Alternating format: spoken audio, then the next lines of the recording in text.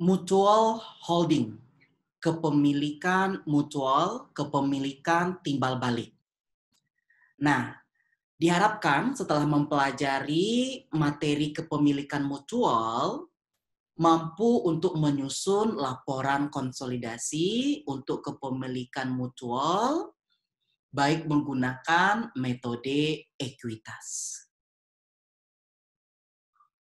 Oke, sebelum kita membahas mutual holding lebih jauh, kita terlebih dahulu harus paham apa yang dimaksud dengan mutual holding.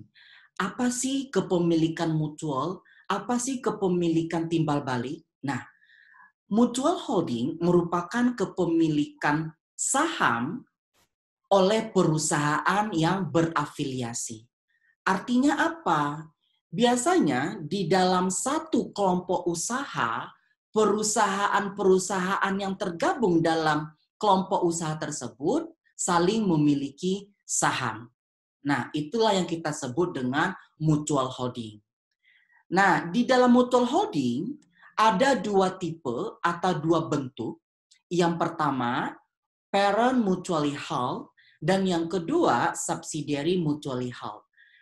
Oke, parent mutually held atau saham induk dimiliki oleh anak perusahaan. Seperti ini diagramnya. Katakanlah induk memiliki saham anak sebesar 80%. Kemudian anak juga memiliki saham induk 10%. Jadi saham induk dimiliki oleh anak perusahaan, parent mutually held. Struktur kedua kita sebut dengan saham anak dimiliki oleh anak perusahaan lainnya atau subsidiary mutually held. Seperti ini diagramnya. Induk memiliki saham anak atau A sebesar 80%, kemudian induk juga memiliki saham B 20%, dan A memiliki saham B 40%, serta B memiliki saham A 20%. Jadi ini kita sebut dengan saham anak dimiliki oleh anak perusahaan lainnya. Nah, sekarang yang menjadi permasalahan adalah di dalam laporan keuangan konsolidasi tidak boleh muncul investasi saham, ya. Bagaimana cara mengeliminasinya? Di sini ada dua approaches, dua pendekatan yang kita sebut treasury stock approach dan conventional approach. Jadi ada pendekatan saham treasury dan ada pendekatan konvensional. Jika saham induk dimiliki oleh anak perusahaan, dua pendekatan ini berlaku.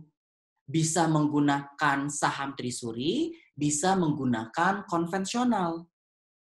Tetapi jika subsidiary mutually held atau saham anak dimiliki oleh anak perusahaan lainnya, kita hanya bisa menggunakan pendekatan konvensional saja. Oke, sekarang bedanya apa? Pendekatan saham treasury dan pendekatan konvensional. Kalau pendekatan saham treasury, katakanlah saham induk dimiliki oleh anak perusahaan. Nah, saham induk yang dimiliki oleh anak perusahaan dianggap sebagai saham treasury. Kalau dia dianggap sebagai saham treasury, artinya mengurangi ekuitas konsolidasi. Oke, kalau menggunakan metode konvensional atau pendekatan konvensional, berarti saham induk yang dimiliki oleh anak perusahaan itu dianggap sebagai constructive retirement atau ditarik permanen dari peredaran. Nah, inilah yang membedakan pendekatan saham treasury dan pendekatan konvensional. Kalau pendekatan saham trisuri nanti dianggap sebagai saham trisuri, berarti di laporan konsolidasi muncul akun trisuri stock yang akan mengurangi ekuitas konsolidasi. Tapi kalau konvensional tidak ada akun saham trisuri. Dia langsung retire atau kita sebut dengan constructive retirement. Oke. Sekarang kita masuk ilustrasi soalnya. Kita masuk yang pertama, parent mutually held. Dengan pendekatan saham trisuri. Nah, ini kita bagi dua. Di tahun pertama, tanpa ada pembagian dividen, dan tahun berikutnya ada pembagian dividen. Sebagai contoh, awal Januari 2015, P membeli 90% saham S senilai 270.000. Pada saat itu, capital stock S 200.000 dan return earning 100.000. 5 Januari 2015, S membeli 10% saham P senilai 70.000. Pada saat itu, capital stock 500.000 dan RE 200.000. Untuk tahun 2015, P dan S mendapatkan net income masing-masing sebesar 50.000 dan 30.000 dan keduanya tidak membagikan dividen. Oke. P memiliki S 90% dan S memiliki P 10%. Nah, kalau kita lihat ketika S memiliki P kurang dari 20%, berarti kita menggunakan cost method. Dan bagi S akan mendapat pendapatan investasi berupa dividen income dari si P. Nah, berikut penjelasan jurnal eliminasinya. Yang pertama, income from S pada investment in S 27.000. Dari mana? Yaitu dari laba 30.000 punya si S, P berhak sebesar 90%. 90% kalikan 30.000, yaitu 27.000. Karena ini tidak ada dividen. Kemudian untuk bagian NCI expand pada NCI equity, yaitu 3.000. 10% dikalikan 30.000. Kemudian jurnal investment in S dan equity S, capital stock S 200, RE 100, investment in S kredit 270, NCI equity kredit 30. Nah, di sini ada tambahan jurnal, karena kita anggap dia sebagai saham trisuri, maka harus ada akun trisuri stock. Debit trisuri stock pada investment in P 70.000. Jurnal ini merupakan eliminasi akun investment in P dan memunculkan akun trisuri stock untuk saham P yang dimiliki S. Nah, sekarang kita perhatikan di kertas kerja konsolidasinya. Income from S di konsol harus 0. Kemudian kita lihat di bagian balance sheet, investment in S dan investment in P di konsol harus 0. Kemudian ada saham trisuri. Nah, saham trisuri ini mengurangi ekuitas konsolidasi, akan sebagai pengurang di konsol 70.000.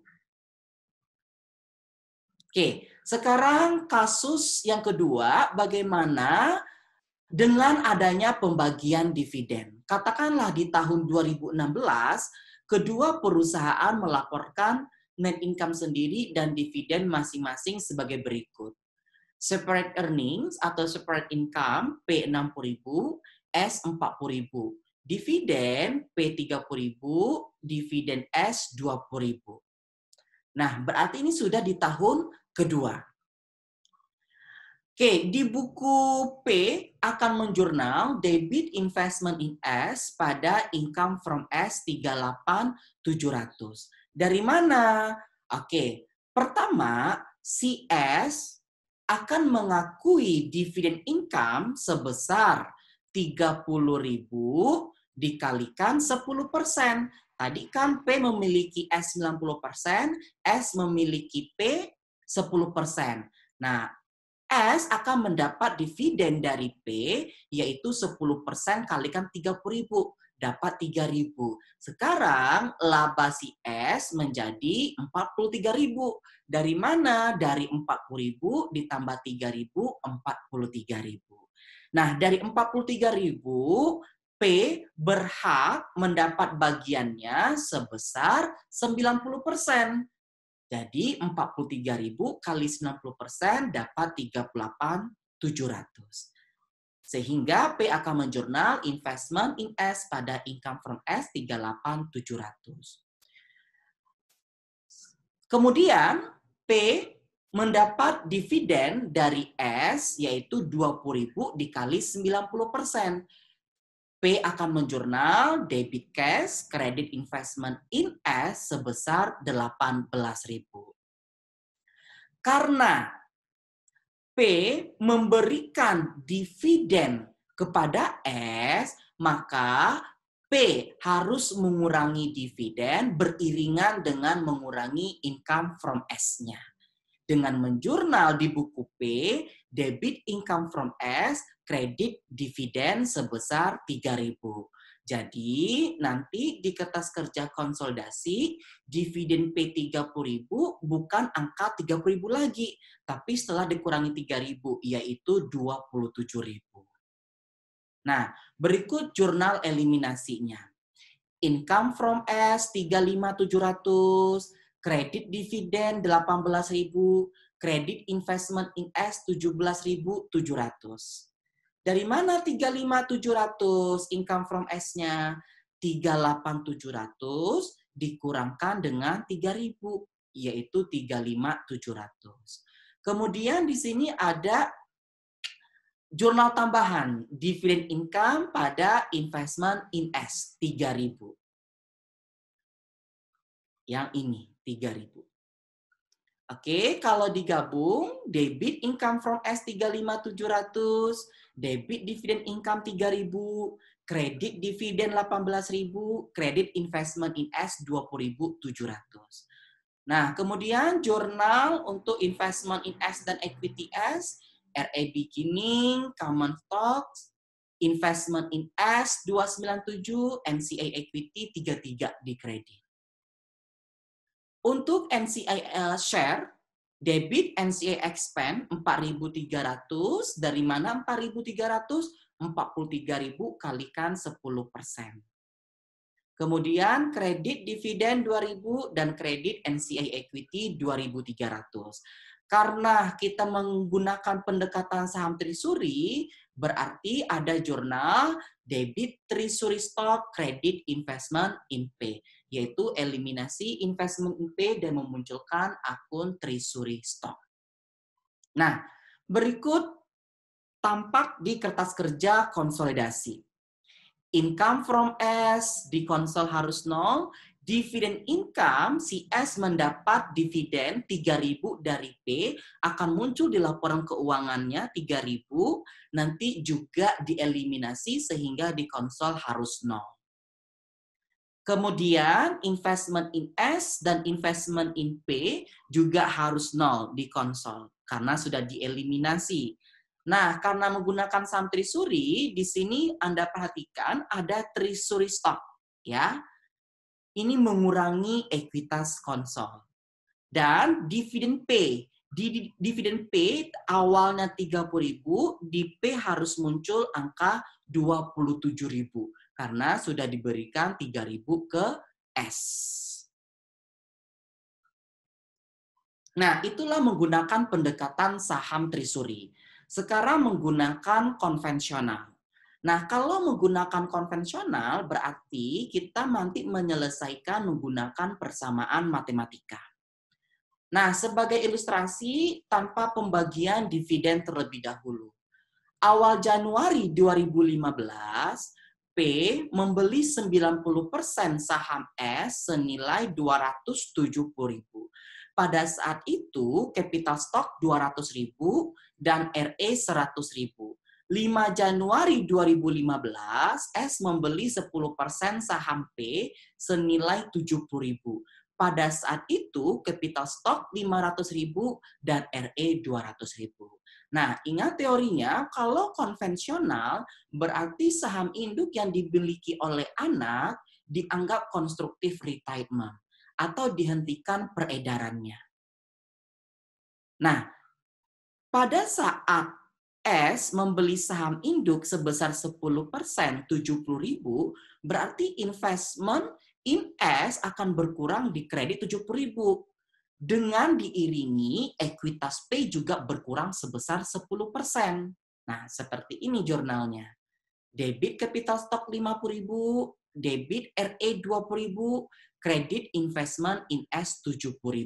Nah, ini di buku P. Dari mana 50.000? Yaitu 10% dikalikan 500 untuk capital stock-nya, 10% kalikan 200 untuk RE-nya. Investment in S akan berkurang 70.000. Oke. Untuk tahun 2015, P dan S mendapatkan net income masing-masing sebesar 50.000 dan 30.000. Dan keduanya tidak membagikan dividen. Perhitungan NCIS pada tahun perolehan dilakukan dengan menggunakan rumus sebagai berikut. Nah, kita menggunakan persamaan matematika. P sama dengan P ditambah 0,9S. Artinya, P memiliki S 90%. S sama dengan S ditambah 0,1P. Artinya, S memiliki P 10%. P dan S ini laba masing-masing. Oke, kita masukkan ke dalam rumus P sama dengan 50.000 ditambah 0,9 dikali 30.000 ditambah 0,1 P. Ya, 50.000 ini labanya si P ditambah 0,9 disubstitusikan yang S ditambah 0,1 P, S labanya 30.000 ditambah 0,1 P. Sehingga P sama dengan 77.000 ditambah 0,09P. Jadi P sama dengan 84.615. Nah, setelah ketemu angka P 84615, kita masukkan ke rumus S. S sama dengan S ditambah 0,1P. Berarti S sama dengan 30.000 ditambah 0,1P.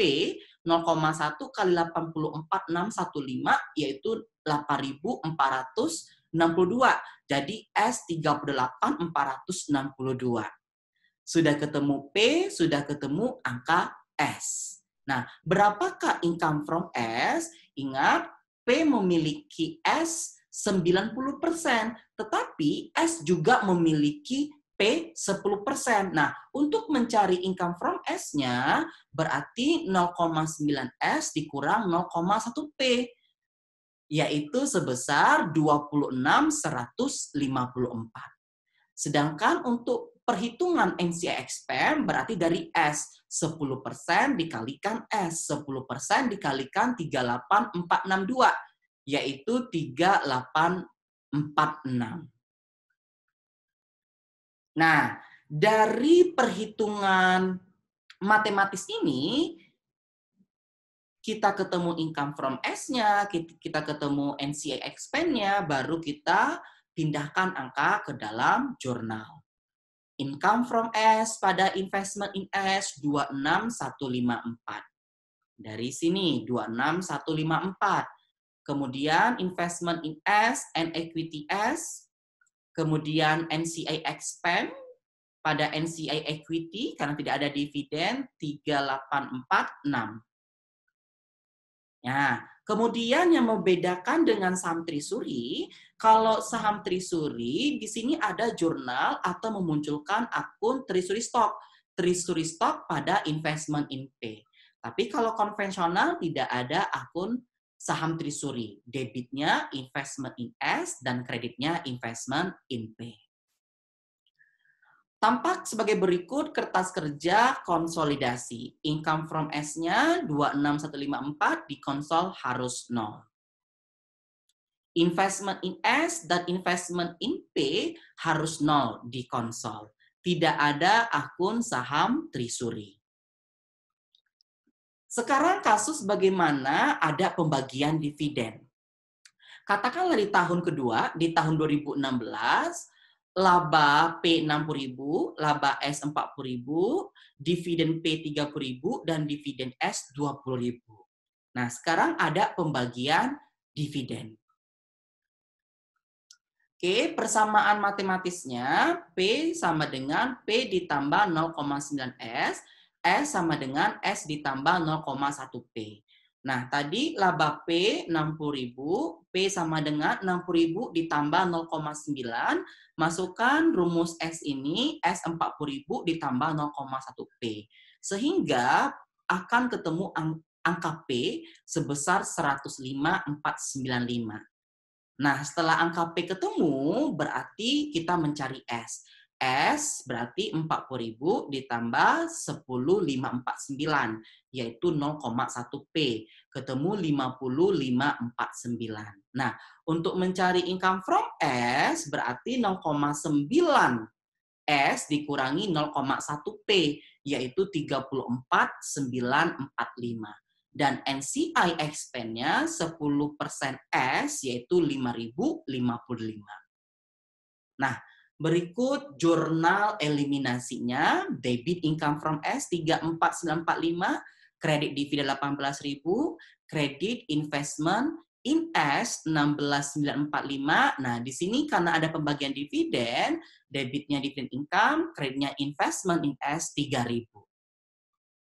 Kemudian jurnal seperti biasa, investment in S dan equity S. Kemudian NCI expense sesuai dengan perhitungan tadi 5.055. Dan investment in S debit pada investment in P 70.000. Ya, di sini bukan saham treasury karena kita menggunakan pendekatan konvensional. Nah, sekarang kita lihat di kertas kerja, di kolom S ada pendapatan dividen 3.000, kita eliminasi sehingga di konsolnya 0. Begitu juga dengan income from S juga 0 di konsol. Nah, kita perhatikan dividen di kolom P tadinya 30.000, di sini harus 27.000 karena 3.000-nya sudah berkurang, kita kasih ke S. Nah, kemudian investment in S dan investment in P harus 0. Harus 0. Kemudian capital stock-nya ya, di sini 450 bukan 500 lagi ya karena sudah retire 50.000. Oke.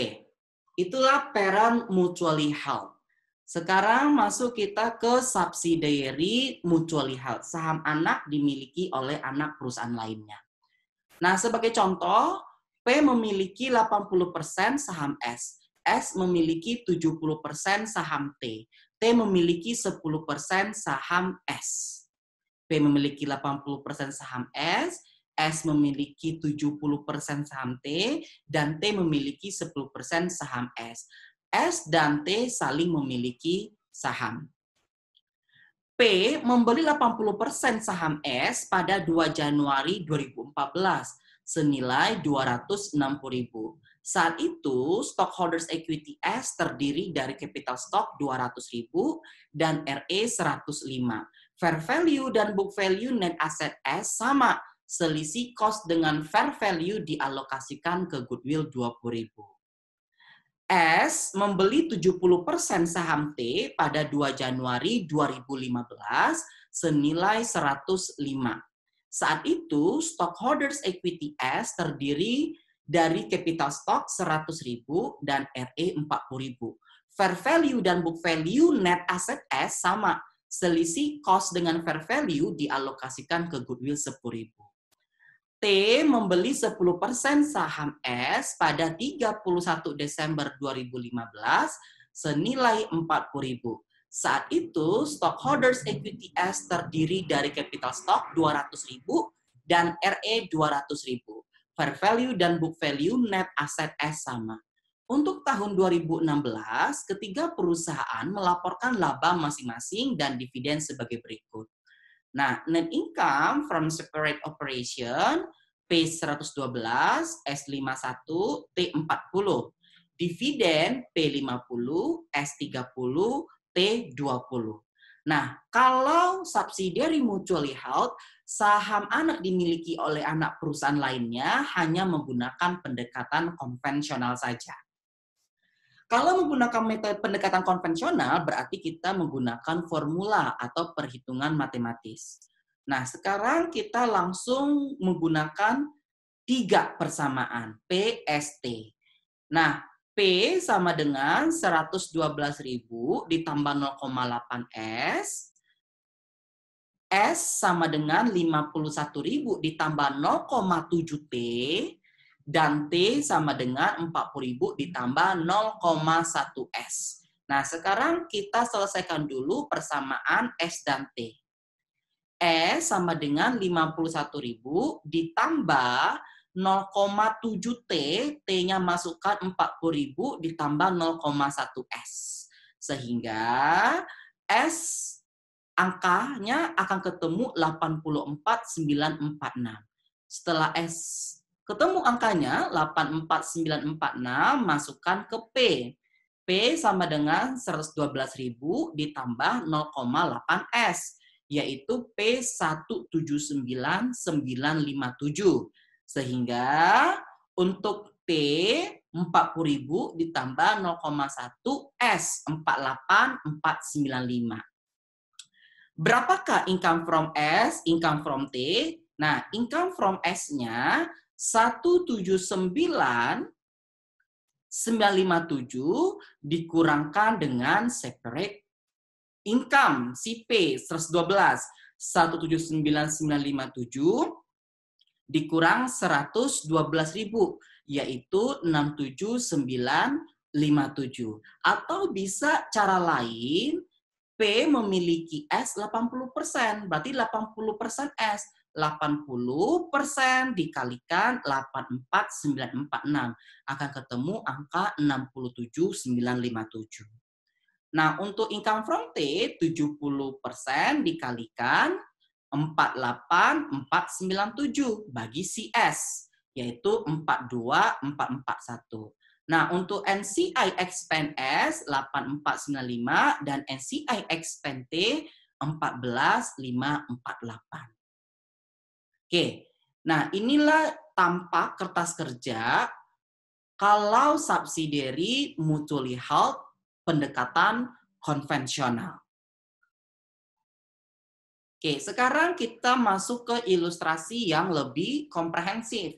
Bagaimana kalau ada excess value, bagaimana kalau ada intercompany profit transaction.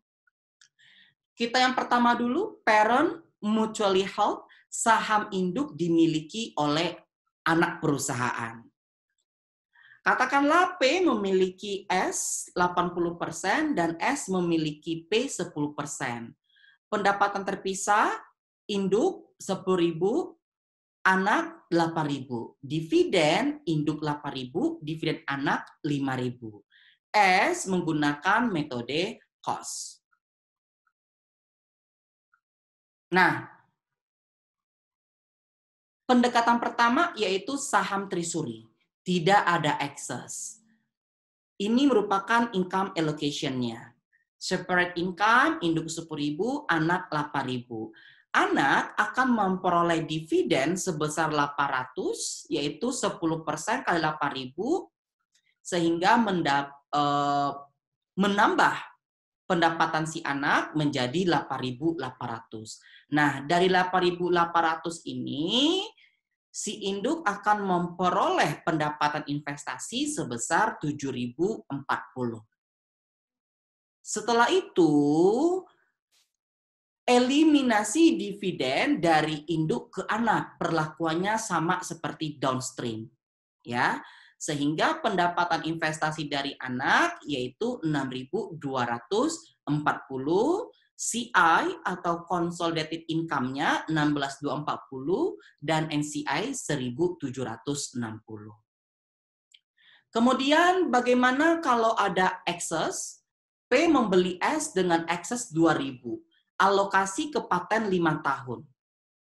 Separate income-nya 10.000, 8.000. Dividend income dari induk yaitu 800. Amortisasi paten berarti di kolom anak, yaitu 400. 2.000 dibagi 5. Sini 400. Sehingga dasar alokasi sekarang 8.400 anak ke induk. 8.400 kalikan 80%, 6.720. Kita eliminasi dividen yang diberikan oleh induk ke anak, yaitu 800 perlakuan downstream. Sehingga pendapatan investasi dari anak 59.20, laba konsolidasi 15.920, dan NCI 1680. Kemudian bagaimana kalau ada transaksi intercompany? Downstream terlebih dahulu. P menjual tanah ke S dengan keuntungan 1.000. P menjual tanah ke S dengan keuntungan 1.000. Berarti keuntungan 1.000 ini bukan di kolom anak, tapi di kolom induk. Oke. Pendapatan terpisah 10.000, 8.000. Anak dapat dividen dari induk 800 sehingga totalnya 8.800. Gain on sale yaitu 1.000 di kolom induk mengurangi alokasi laba dari anak ke induk 8.800 dikalikan 80%, 7.040. Kemudian eliminasi dividen dari induk ke anak 800 sehingga pendapatan investasi dari anak 6240. Nah, perlu diingat ya, di sini ada downstream 1.000. Jadi income from S bukan 6240, tetapi 5240. Harus dikurangkan dengan 1.000. Atau 80% dikali 8.800 dikurangi 800, keseluruhan dikurangi 1.000 keseluruhan. Sehingga income from S-nya 5240. Untuk NCI expense-nya 1.760. Nah, bagaimana kalau transaksi upstream? S menjual tanah ke P dengan keuntungan 1.000. Nah, berarti gain atau unrealized gain-nya masuk ke kolom anak. 8.000 ditambah dividen dari induk 800 jadi 8.800 dikurangi 1.000 keuntungan tanah sehingga dasar alokasinya 7.800. 7.800 kalikan 80% dapat 6240. Eliminasi dividen dari induk ke anak 800 sehingga income from S-nya 5440, consolidated income-nya 15.440 dan NCI-nya 1560. Nah, sekarang pendekatan konvensional. Masih saham induk dimiliki oleh anak. Tidak ada excess. Sebagai contoh, P sama dengan 10.000 ditambah 0,8 S. S sama dengan 8.000 ditambah 0,1 P. P menjadi 17.826 dan S 9782.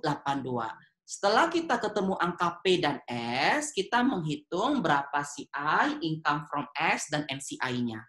Nah, CI-nya yaitu 0,9P. CI sama dengan 0,9 dikalikan 17.826. CI sama dengan 16.043. CI ini merupakan laba konsolidasi. Kenapa sini 0,9 bukannya 0,8? Ingat, P memiliki S 80%. S memiliki P 10%, berarti sisa 90% lagi. Makanya di sini CI-nya 0,9P. Nah, setelah ketemu CI 16.043, income from S bisa kita cari dengan menggunakan beberapa alternatif. Yang pertama, untuk mencari income from S, CI dikurangkan dengan separate income. CI-nya berapa? 16.043. Separate income-nya berapa? 10.000. Berarti income from S-nya 6.043. Atau income from S 0,8S dikurangi 0,1P. Ya, jadi income from S akan ketemu 6.043. Nah, untuk NCI expand, karena P memiliki S 80%, berarti NCI-nya 20%. NCI expand 0,2 S, yaitu 1956. Nah, perhitungan ini bisa kita cek. CI ditambah NCI sama dengan total separate income. CI tadi 16.043, NCI 1956, totalnya 18.000 harus sama dengan total spread income, yaitu 18.000. Nah, kemudian bagaimana kalau ada excess value? Ada paten. Nah, kalau ada excess value, seperti ini perhitungannya. P sama dengan 10.000 ditambah 0,8 S. Dikurang 80% dikali 400. P sama dengan 10.000 ditambah 0,8 S dikurang 320, yaitu 80% kali 400. Sehingga P akan ketemu 17.478 dan S 9748. Berapakah CI? Consolidated income-nya 0,9 P, CI-nya 15.730. Berapakah income from S? CI dikurangi separated income, yaitu 5730. Atau 0,8 S dikurangi 0,1 P. Dikurang 80% dikalikan 400. Jadi income from S-nya 5730. Untuk NCI expand-nya berapa? 0,2 S dikurang 20% dikalikan amortisasi paten yang 400. NCI expand-nya 1870. Nah, bisa kita cek CI ditambah NCI harus sama dengan total spread income. Dikurangkan dengan amor paten, yaitu masing-masing 17.600. Nah, berikutnya transaksi intercompany profit transaction yang upstream. S menjual tanah ke P dengan keuntungan 1.000. Berarti S jual tanah ke P dengan keuntungan 1.000 upstream. Formulanya P sama dengan 10.000 tambah 0,8 S dikurangi 80% kali 1.000. Sama dengan adanya X value. Ini kalau upstream, kita kalikan sama persentase. Sehingga P 1697, S 9696, CI 15261. Nah, untuk income from S ya 5261 dari rumus CI dikurangi spread income atau bisa 0,8 S dikurangi 0,1 P. Nah, di sini perlu diingat ini perhitungannya 80% kalikan 1.000. Begitu juga untuk NCI expand 0,2 S dikurangi 20% kali 1.000. Bisa kita uji CI tambah NCI sama dengan total spread income dikurangi dengan upstream. Nah, sekarang bagaimana dengan transaksi downstream? Nah, kalau transaksi downstream berarti seluruhnya tidak perlu dikalikan dengan persentase. P sama dengan 10.000 ditambah 0,8 S dikurangi dengan 1.000. Ya, sini tidak perlu dikalikan persentase karena downstream. P-nya 16.739, S 96.74. CI 15.065. Nah, income from S-nya dapat 5.065. Perhatikan NCI expand-nya. NCI expand karena dia downstream berarti nggak ngaruh transaksi downstream. Tapi kalau upstream perlu dikalikan dengan persentase. Ya, di akhir bisa kita uji CI tambah NCI dikurangi total spread income dikurangi downstream, yaitu masing-masing 17.000. Kemudian subsidiary mutually held ya hanya menggunakan conventional approach. Di sini P memiliki S 80%, S memiliki T 70%, dan T memiliki S 10%.